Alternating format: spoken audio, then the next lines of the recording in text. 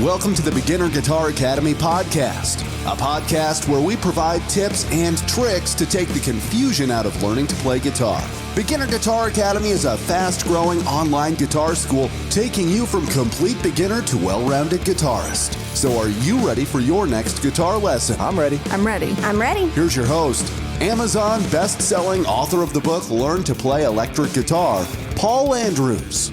Hello and welcome to this week's episode of the Beginner Guitar Academy podcast. And on this week's episode, I'm going to be discussing 8 simple ways to make faster progress.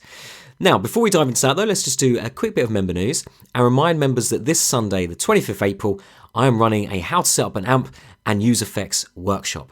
And this is going to be at 6:30pm GMT, 11:30am PDT, and 1:30pm CDT. Now, this workshop is going to be great for you if you don't really know much about guitar amps and maybe you're struggling to dial in a decent tone, or you like to learn a little bit more about the different effects and all the different modulations, all the different sort of gain, overdrive, fuzz, distortion, all that kind of good stuff. I'm going to be breaking that all down, going through it for a whole hour over on Zoom, and it's completely free for BGA members. Just head over to the dashboard and you'll see the link there to join. If you're not a member of Beginner Guitar Academy, head over to beginnerguitaracademy.com, sign up just for $1 for 14 days, and you can take a trial, have complete access to the website, and obviously take part in this upcoming workshop.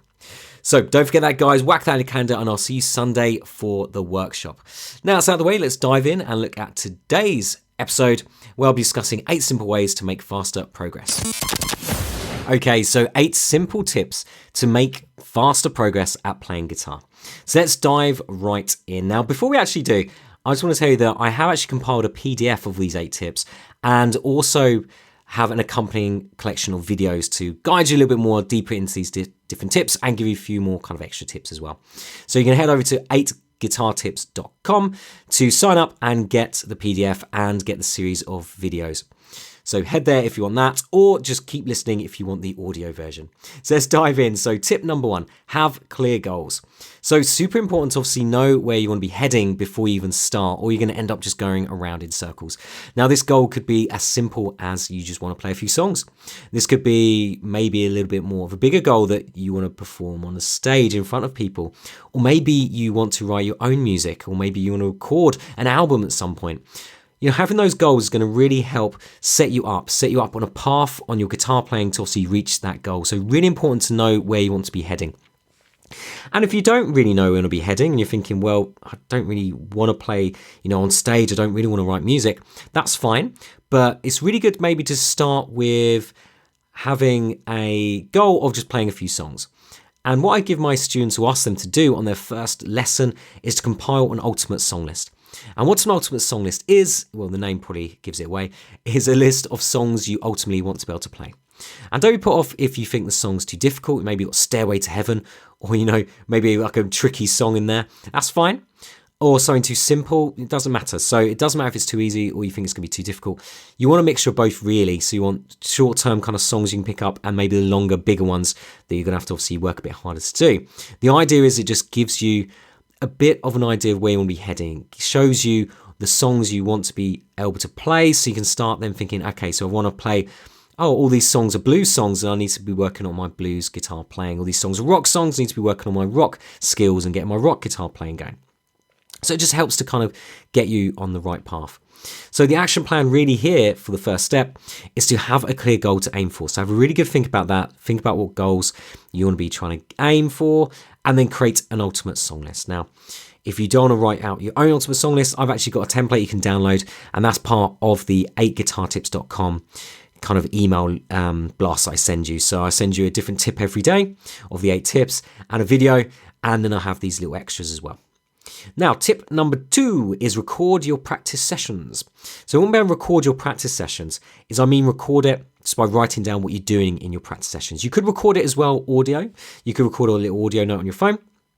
And that's actually really good as well, and maybe in a video, so then you can look back and see your progress over time.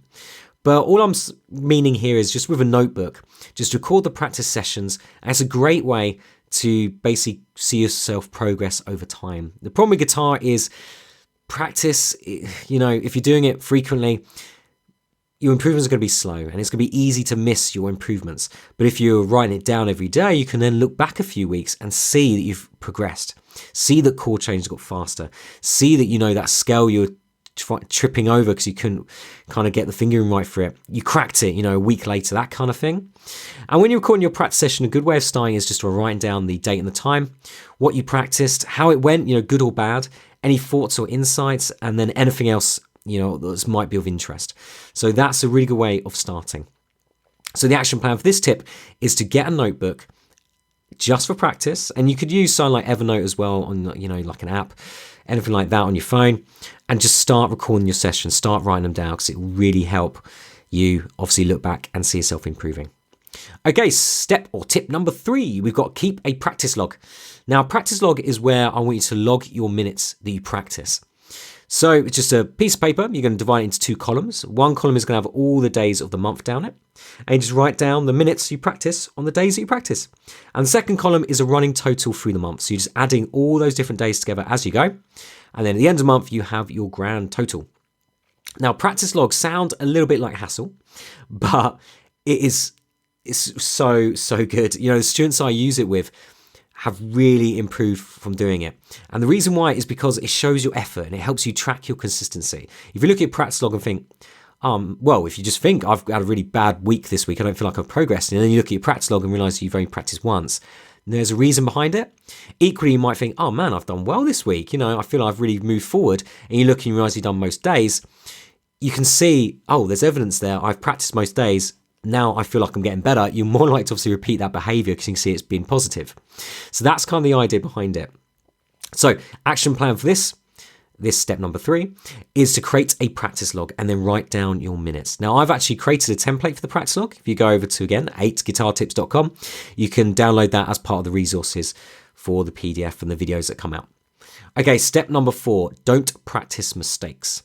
Now the trap I see a lot of guitarists fall in is when they play something wrong, they play it wrong again, trying to play it right. They just go around in circles. They don't actually change anything. They just keep trying to play the same thing. And they couldn't play it the first time, can't play it the second time, can't play it the third time. So what actually happens is they start practicing the mistake because they're looping it around so much. They're not actually getting it right. They keep getting it wrong, so actually learning it wrong. And this is the problem. You can learn to play something wrong just as well as you can learn to play it right. So we've got to be careful what we practice.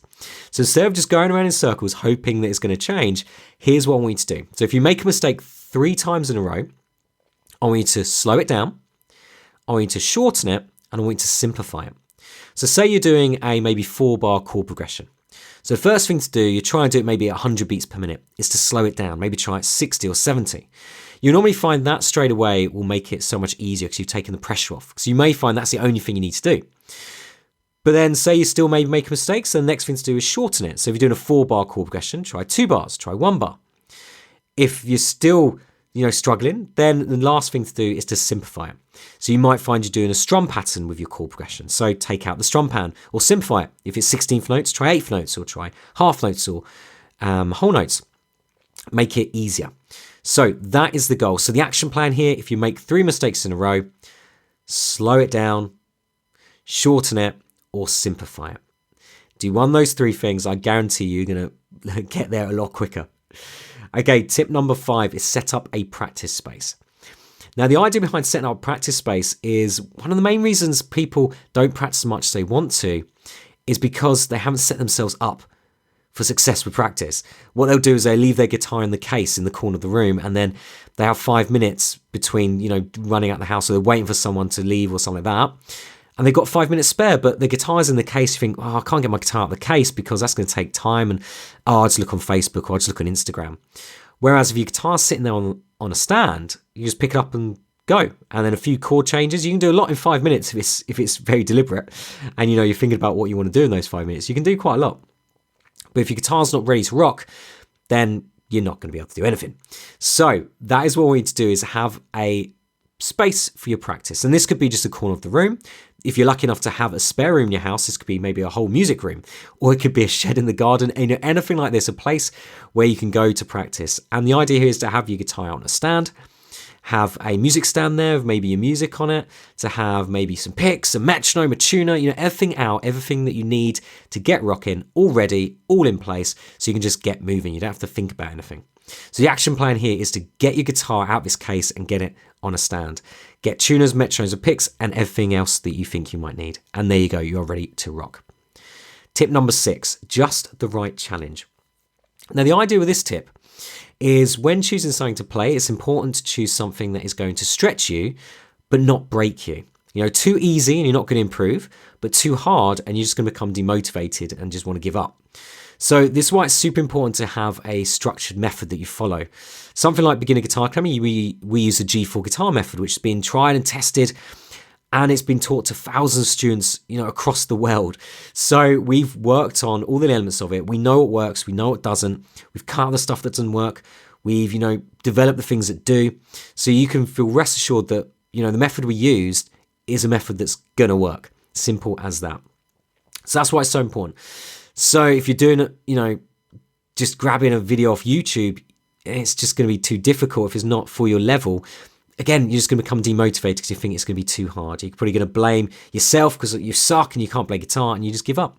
When actually it's just that video is not of your level. And this is something that's really cool that I've done on Beginner Guitar Academy. So when you're a level 1 student, you only have access to level 1 songs and riffs. And there's 15 riffs, there's 15 songs.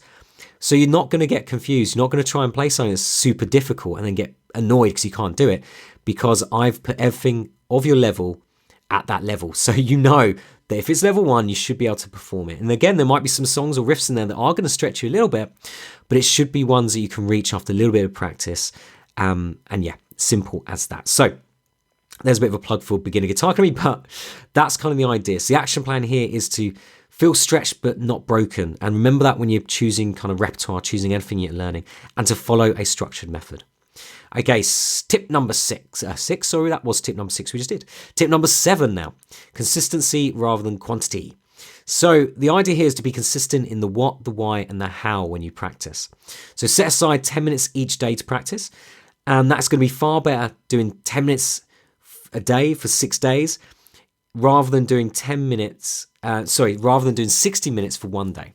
So the idea is to break it down a little bit, but doing it frequently rather than doing kind of like these binge practices at the weekend. So that's kind of the idea. And it's really important to make time for practice. Don't try and find time. You'll never find time. There's always stuff to do. There's always stuff to fill it. You've got to make time to practice. So remember that. And also remember, it's not how many hours you put in, but what you put in those hours.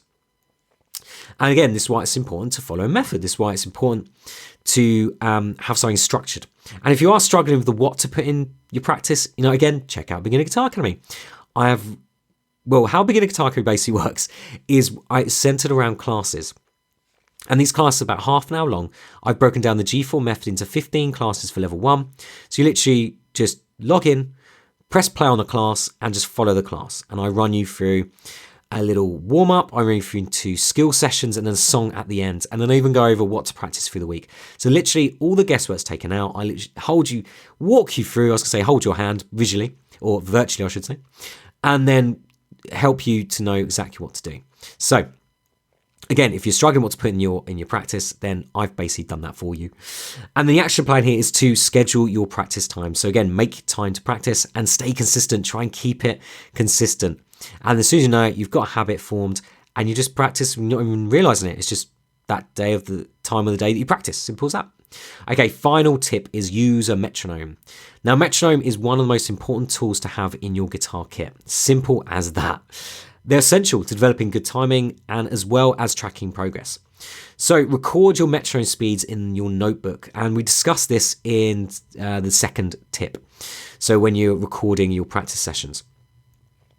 With a metronome speeds, with them logged, you can then see yourself improving. You can see yourself developing over time. You look back and realize you did, the chord change at 60 beats per minute, and then 2 weeks later you're 80. You can see there's been progress there. You can see in black and white that you actually are improving. So metronomes are worth their weight in gold.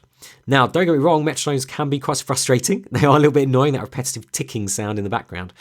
But oh man, they are so important. If you can play along with a metronome, you'll be able to play along with a band. It's simple as that. Metronome is just a simplified drummer. So if you can play along with that, you are rocking and rolling. So action plan, purchase or download a metronome. And the metronome I'd kind of recommend to download would be Pro Metronome. It's a free app available on, iOS and Android. and start using it. Make a point of bringing it into your practice sessions and use it, because it's definitely going to help you out. So just a quick recap over all 8 of our little tips. First one was have clear goals. Second is record your practice sessions. Third is keep a practice log. Fourth was don't practice mistakes. 5, set up a practice space. 6, just the right challenge. 7, consistency rather than quantity. And 8, use a metronome. And there we go, guys. There are 8 simple tips to help you make faster progress playing guitar. And there we go, guys. Thank you so much for listening to this week's episode of the Beginner Guitar Academy podcast. And don't forget to head over to 8guitartips.com to download the PDF and accompanying videos for this episode. I really appreciate a rate and review on whatever app you're using to listen to this podcast. And don't forget to subscribe so you don't miss out on future episodes. So that's it for this week. Take care, have a good week, and keep practicing. Thank you for listening to the Beginner Guitar Academy podcast. We hope you enjoyed today's episode. For more information, updates, or to start your membership today, please visit us at www.beginnerguitaracademy.com. Until next time, take care